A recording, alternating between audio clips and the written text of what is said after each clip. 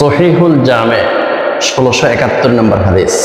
রাসূলুল্লাহ সাল্লাল্লাহু আলাইহি ওয়াসাল্লাম বলেন, ইন্নাল আবদা ইযা ক্বামা ইউসাল্লি, যখন কোনো একজন আল্লাহর বান্দা নামাজ পড়তে যখন দাঁড়ায়, উতিয়া বিজুনুবিহি, তখন তার সমস্ত গুনাহগুলোকে আল্লাহ সুবহানাহু ওয়া তাআলা হাজির করেন। ফা বুদিআত আলা রাসিহি ওয়া আতিকিহি, তখন তার গুনাহগুলোকে আল্লাহ সুবহানাহু ওয়া তাআলা মাথার উপরে এবং ঘাড়ের উপরে স্থাপন করে দেন। ফাকুল্লামা রাকাআ আও সাজাদা, যখন ওই আল্লাহর বান্দা রুকু দেয় এবং সিজদা করে, তাসাকাতাত আনহু, তখন তার গুনাহগুলো ঝরতে থাকে। সুবহানাল্লাহ।